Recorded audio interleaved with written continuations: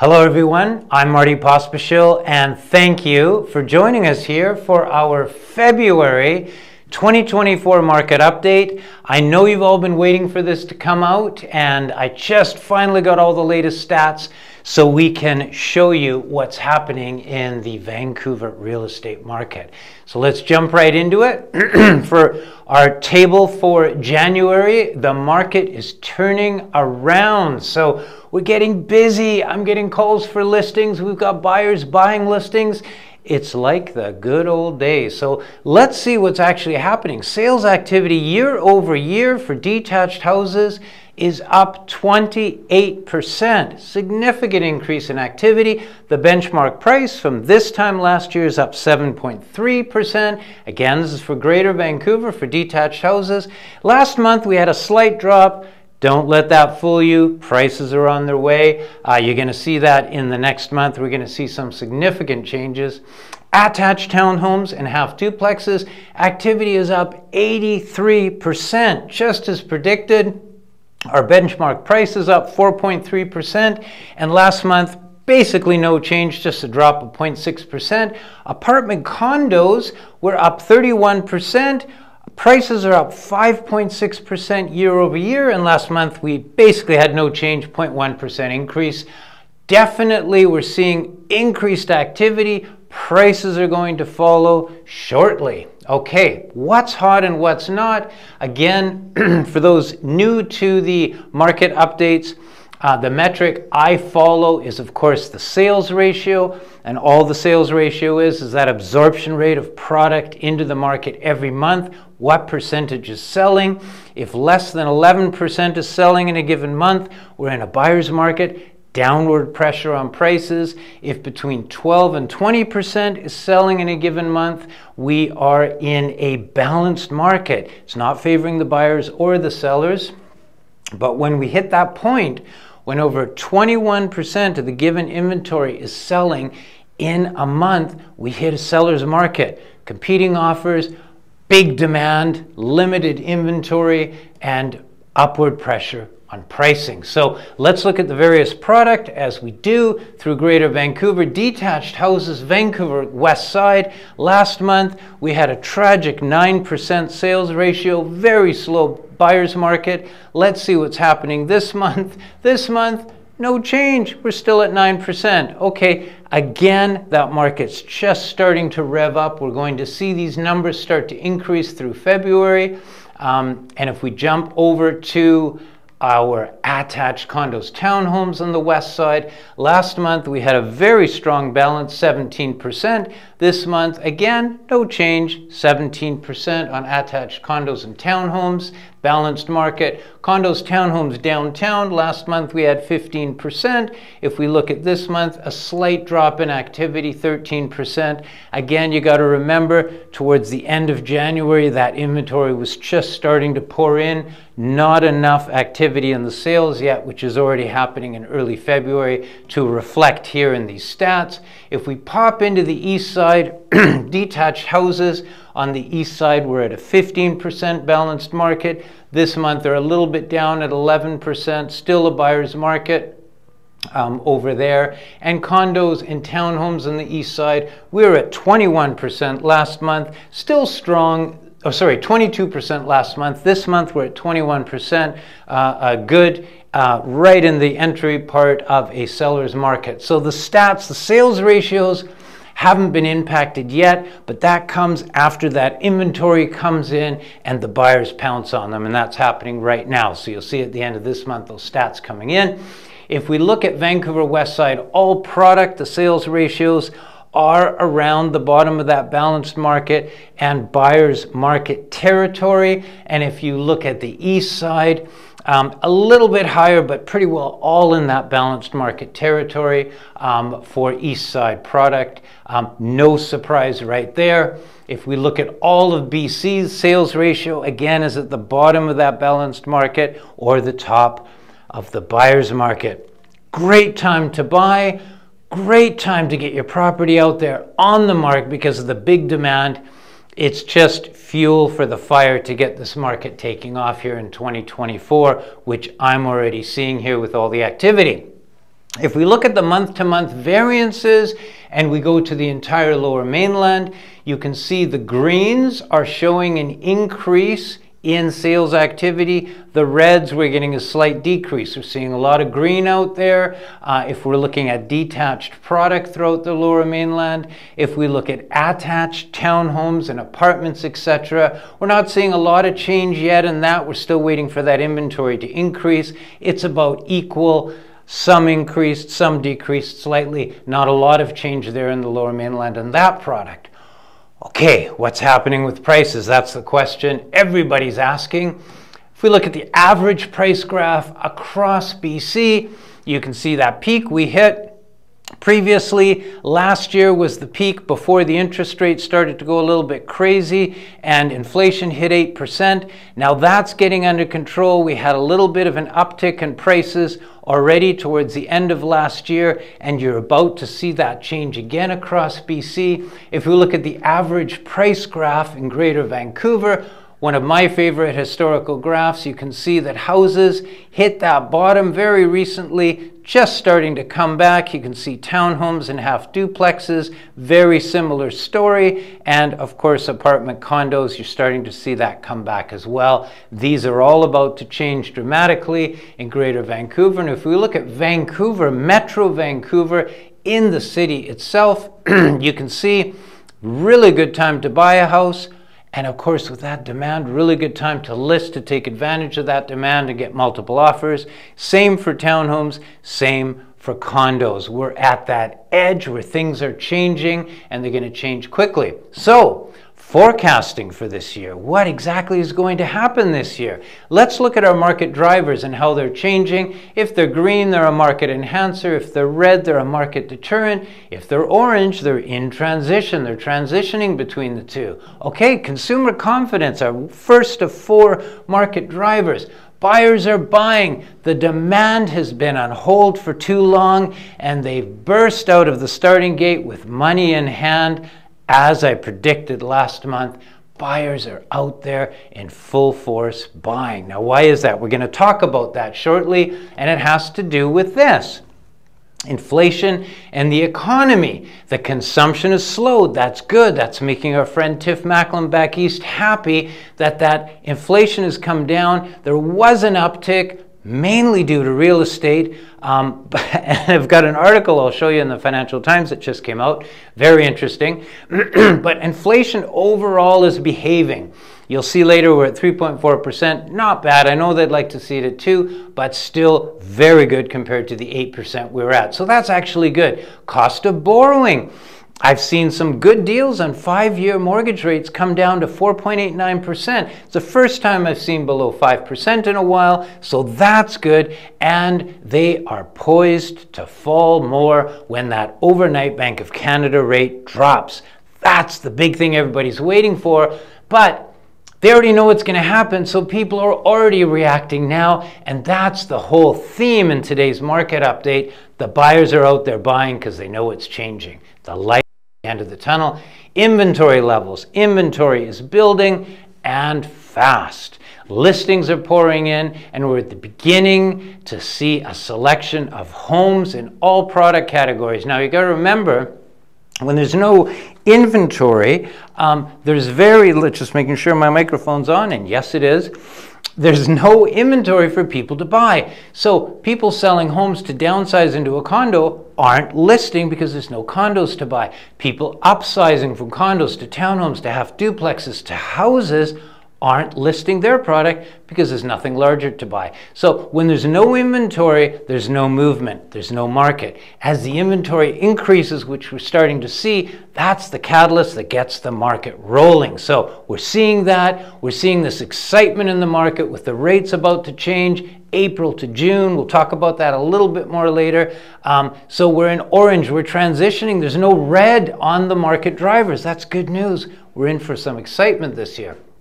There's the consumer shopping, spending money. The Visa cards are flying around in her purse. Look at all the bags there that she's consuming. She's buying. That's what's going on now. People are excited. The sun's out. Spring is is almost here, I think. It's a bit cold today, but it's beautiful out. That's the consumer confidence, buyer sentiment. The economy has slowed, yes, but rates are going to fall. Everybody's waiting for that announcement, and they know it's coming. So here you go. Look at that. Financial Post, front headline. Home buyers' frenzy grows even before rates go down. Isn't that what I said last month? As soon as people know it's going to happen, the frenzy begins, and it's already begun. So that's what's happening. Consumer confidence is way up, definitely green. Retail sales are, of course, back up. Consumer confidence, buyer demand of Canadian consumer spending. You can see we had that drop last year when the rates were very high. It's been a bit of a sawtooth, but you're going to start to see that confidence shoot back up and the consumer spending go up. If we're looking at employment, of course, is back up. Unemployment is the same as it was last month. We're looking at federally at 5.8%, provincially at 5.6%, holding pretty steady. And of course, inflation, that's the big one because that drives the mortgage rates. There's our friend back east, and there's the real estate market. He's holding in his hands because he and his crew, of course, are making the highly influential decision on what to do with the overnight rate, which of course influenced the mortgage rates. Now, inflation ticked up to 3.4%. from I think it was 3.15 the previous month, so a slight uptick. So of course they had no choice but to hold the overnight rate. They didn't decrease it, they didn't increase it. Average hourly rates across Canada are continuing to rise, and of course that's what's pushing the consumer price index up and that little uptick in inflation. But if you look at it, regardless of the discussion, the rates are going to come down. Now this is really interesting. Mr. Macklem is saying, look, I'm doing my job as best I can back east to control what's happening here in Canada. But bear in mind, the monetary policy can't solve the housing inflation crisis, or the housing crisis as they're calling it in Canada, for affordable housing. He's saying, that's the government's job. It's the government's job to build more housing, to build more rental housing. Of course, we're seeing that certainly in Vancouver. We're seeing a lot of rental housing. We're seeing that rental mandate being met. But he's saying, it's kind of interesting to see this in the news. He's saying, hey, we're going to do what we have to do to bring that economy back and to get things rolling again. But bear in mind, we might not be at 2%, but that's not our fault. It's probably due to housing and, of course, increased hourly earnings. So that was a really interesting article, I thought, that came out there. That's a bit of foreshadowing of saying these cuts are coming. The overnight rate's going to come down, of course, and, of course, the mortgage rates are going to follow. It's going to happen. A lot of pressure on them to lower the rates. Okay, so let's move on. There's the consumer price index. We talked about that already. Inflation's now at 3.4%. And if we go further into it, here's the trend of inflation. Oh boy, that's 2022. We saw 2023. There was that big increase last year. And of course, we saw that previously. Trying to get closer to that 2% target rate. That may or may not be possible due to all these other factors that are in play here. They're at 3.4%. Today, of course, inflation, as I mentioned. And that's pretty good. Now, this is interesting. Inflation is impacting rental rates. Again, that has to do with consumer confidence and the real estate market. When the rent hikes are a part of the inflation calculation, the increased demand for housing is insufficient to meet that demand. Inflation rate as a renter, when you do the math, is actually double the overall rate. So the rents have gone up more than the cost of housing to purchase has gone up. So again, that's taking a big batch of renters, moving them into the real estate market for purchase, and that's going to further drive up those prices because the rents have gone absolutely mad over the last 6 months. Little bit of settling down by about $100 or so, average if we look at Greater Vancouver. So, but interesting to note that for tenants, that cost of living is even more dramatic with the higher inflation that we experience. Now, this is really interesting too. Household debt costs by generation. I thought you'd really enjoy this graph. If you look at the Gen Xers, you can see that their debt increase costs as a percentage of disposable income is hovering around 12%. So those born between 65 and older, and the millennials from 81 to 1996, are at a pretty high percentage of disposable income, 12%. Look at the baby boomers. Yay, I just made it into that category here, 1963. You can see we are at 4%. We're a little bit more conservative. Of course, we probably bought real estate many years ago when it was relatively affordable. And 4%, and of course pre-1946, they're actually well below 0.5%, as they should be. So I thought that was kind of an interesting graph. The younger people are just exposing themselves to that much more risk to get into the market. Understandable. Now, this is interesting too. Rental affordability in Canada's major cities. Hourly wage needed to afford a 2-bedroom apartment, and that's the province's minimum wage. So if you look at it in Vancouver, you need to be making about $42 an hour to afford a 2-bedroom apartment. In Toronto, about $40 an hour. In Ottawa, about $30, and so on and so forth, all the way down to Quebec, which is just about 19%. All compared to the minimum wage, which doesn't change dramatically between provinces. Hooray, we're in one of the most expensive rental cities in Canada. Okay, total household debt service ratio. Now, this I talked about several months ago when I looked at Canadian debt versus US debt, and how Canadians are much more exposed when those mortgage rates increase, because many of us are in variable debt. The variable mortgages. Look at Canada, the percentage of household disposable income devoted to debt payments, now that's total debt payments, mortgages and credit cards, etc., 15%. Wow, of disposable income. And in the US, they're hovering around 10%. Now, there's a couple of reasons for that. Number one, mortgages are typically higher in Canada. Boy, you look at some of the houses you can buy in some of the American cities, 300,000-400,000 affords you a beautiful home in great neighborhoods. I don't even think you can get a studio for that here. In fact, no, you can't. But number one reason. Number two reason is the income that's, of course, being required, the percentage towards disposable debt is less. Also because they've got much longer amortization periods in the US, so you can go 30 years higher in order to have that debt payment devoted to, or your household and disposable income devoted to the debt, so they're a little bit more secure when the rates get more volatile, and that of course really increases the exposure for Canadians when those rates do vary. Got into that a little bit too much, but I think you get the idea. We are highly volatile and exposed, and the US a little bit less. So that's interesting. So that is something really interesting, because that impacts how the consumers react when that rate does change. Now, if we look at how we're compared to the US, the inflation rate here is at 3.4%, and the US we're at 3.35%. We want to be pretty well in sync with our neighbors down south, because that will not cause any inflationary changes because of a discrepancy. So that's good news that we're close. And we just move on to the next slide here. Now, so as I said earlier, the whole reason that we're as busy as we are is because people have waited long enough to make this purchase, this move, this downsize, this upgrade. They're all excited. They've heard the Bank of Canada say, we're going to make adjustments. It's going to be this year.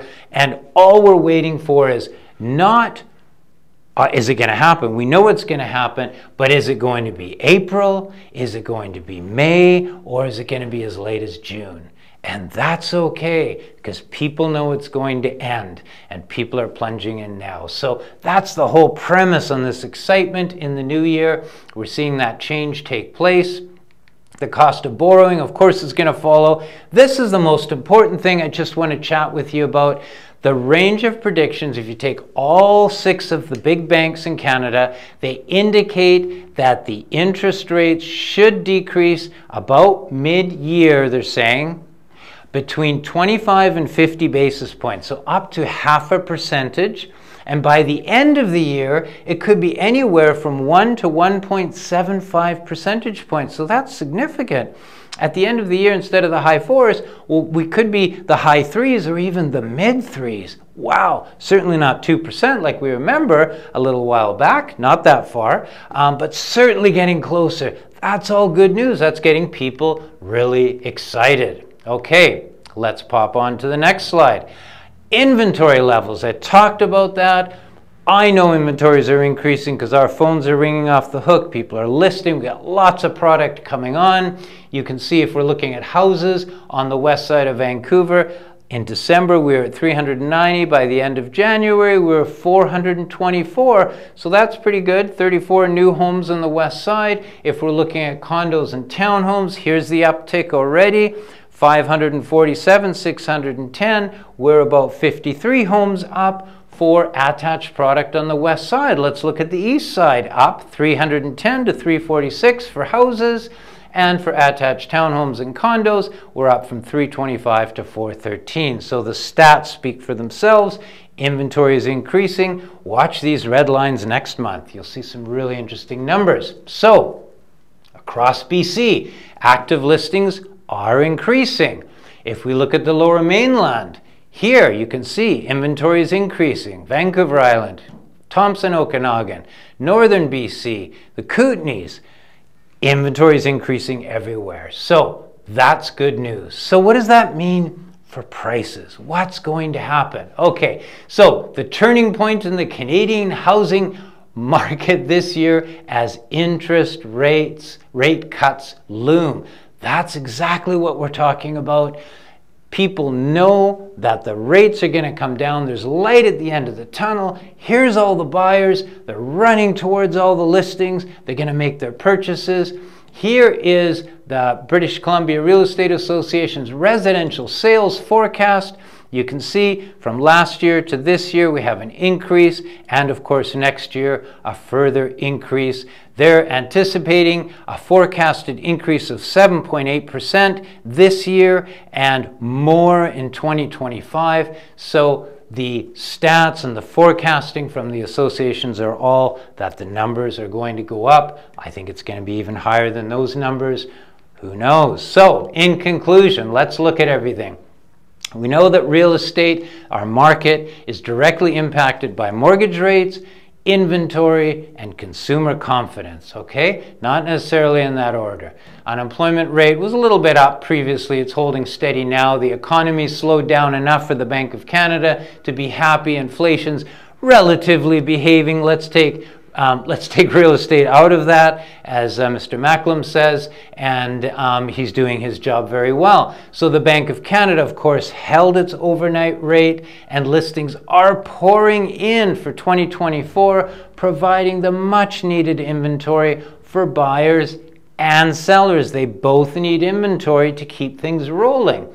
So mortgage rates should decrease mid-year, as I said, between 25-50 basis points, end of the year between 100 and 175.